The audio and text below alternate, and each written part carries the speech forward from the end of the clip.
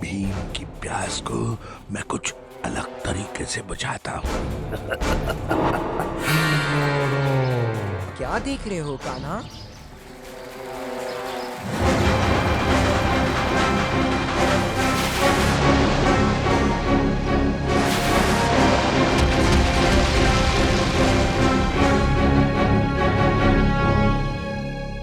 सभी जन खबरदार! सरोवर पीताम्बरी पर बने बांध पर अचानक दरार पड़ गई है। बांध किसी भी वक्त टूट सकता है। बांध टूटने पर ये पूरा इलाका पानी में डूब जाएगा। इसीलिए सभी अपना कीमती सामान बांधकर इलाके को खाली करो। मेरे तो 4 छोटे छोटे बच्चे हैं, हम जाएंगे तो कहाँ? अरे हमारा तो सब उजड़ जाएगा। ओहो, कैसा अनर्थ हो रहा है इनके साथ। हमें दूसरे इलाके को भी सावधान करना है। भीम, हमें भी कुछ करना चाहिए ना? हाँ, मैं भी वही सोच रहा हूँ। चाचा, जल्दी से बताइए कि बांध के सो रहे हैं। उधर उस दरख्त के परे। राजू, चुटकी, जग्गू, भोलू, ढोलू, तुम सब इन गांव वालों की मदद करो। मैं, कान्हा और कालिया बांध की तरफ जाते हैं। कान्हा, भीम, अपना ख्याल रखना। वो रहा बांध। दरार बढ़ती ही जा रही है।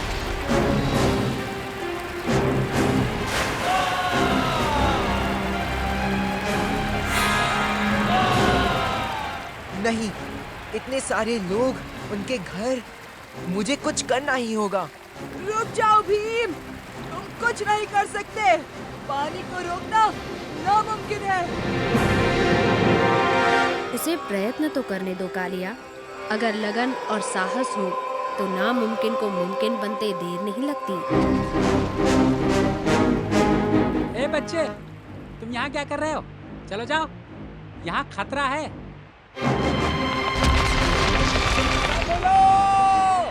दरार पूरी फटने वाली है।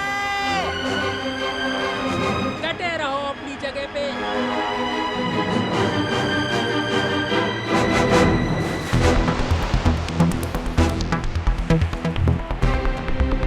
मुश्किल का सामना करने के लिए उसके सामने रहना जरूरी नहीं।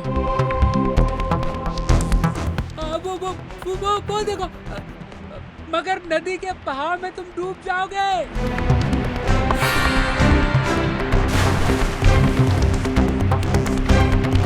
किसी तरह पानी के बहाव की दिशा बदलनी होगी।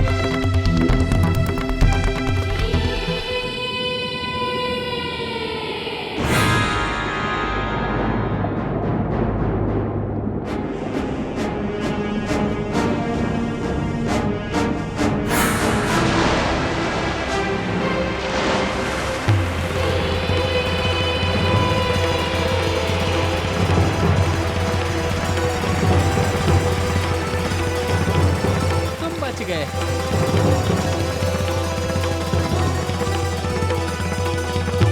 उस बच्चे ने नदी का रुख बदल दिया। भीम ने नदी का रुख बदल दिया।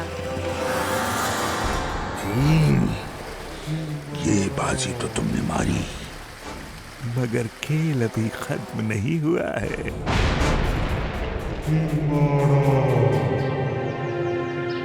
भीम जी महाराज।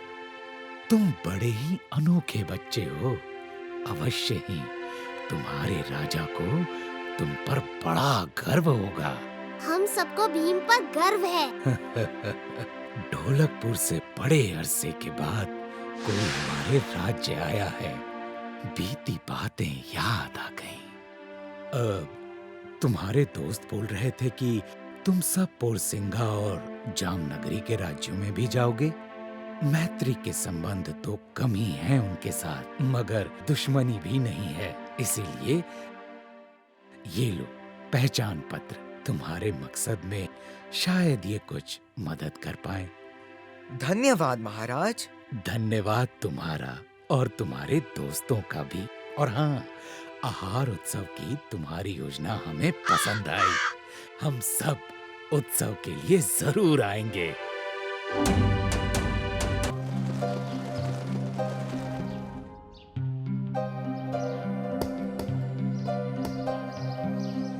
चलो अब आम सब में बांट लें।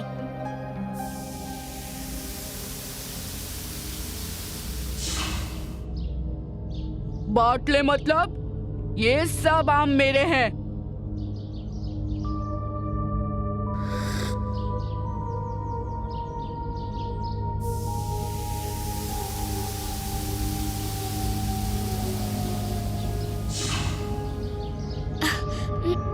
माधो, मुझे क्रोध मत दिला।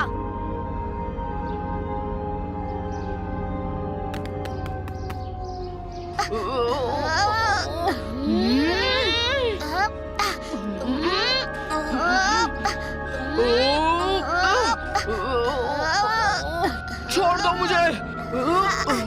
ये अगर मेरे हाथ आ गया तो छोड़ूंगा नहीं। ये तुम दोनों को क्या हो गया है?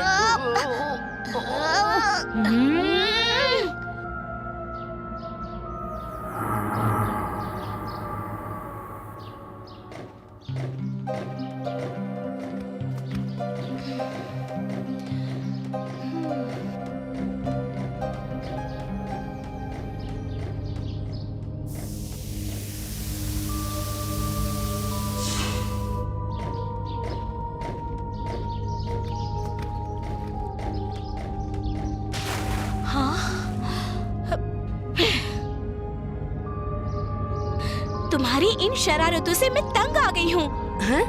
राधे, आज तुम्हें ये क्या हो गया? पहले तो तुम्हें मेरी शरारतों पर इतना क्रोध कभी नहीं आया।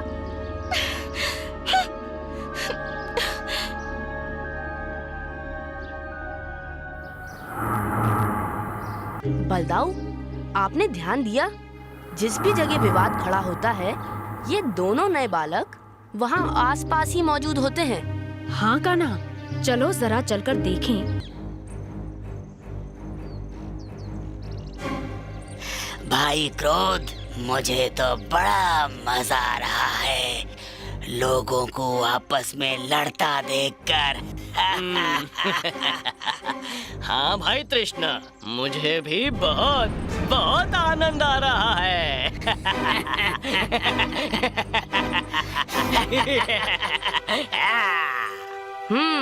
तो हमारा अनुमान सही निकला।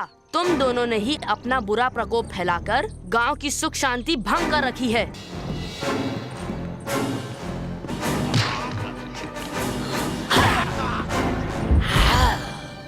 पिताजी! पिताजी!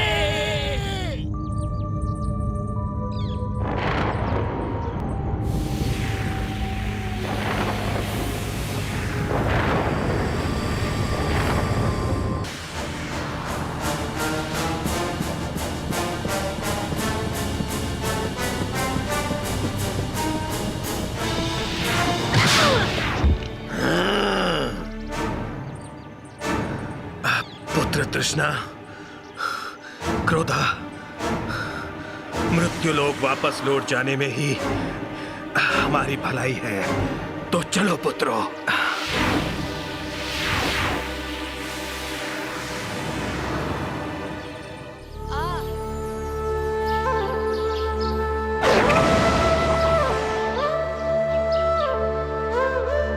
नारायण नारायण। क्या समाचार है मुनिवर नारद? क्या असुर शांति प्रस्ताव मान गए? अभी कहना मुश्किल है, परंतु आपके लिए देवों का संदेश ये है कि आप शीघ्र से शीघ्र नीले पर्वत पहुँच वहीं देवों की प्रतीक्षा करें। जो आज्ञा मुनिवर। नारायण नारायण। असुरों ने आपका शांति प्रस्ताव मान लिया है इंद्रदेव, परंतु हमें यूं प्रतीत हो रहा है कि इस बार आपको खतरा असुर लोक से नहीं, धरती लोक से है। वो कैसे नारद मुनि? बात बात में असुर नरेश से उनके और श्री कृष्ण बलराम के गठबंधन की बात सुनी। नारायण नारायण। असंभव, हम नहीं मान सकते। असमंजस तो हमें भी बहुत हुआ, फिर ये भी सुना कि गठबंधन की ही बात आगे बढ़ाने कृष्ण बलराम नीले पर्वत पर असुरों से मिलने वाले हैं। क्यों ना हम ही नीले पर्वत पर जाएं? यदि कृष्ण बलराम वहाँ पर पाए गए तो इस बात की पुष्टि स्वयं हो जाएगी। उत्तम विचार है। नारायण नारायण।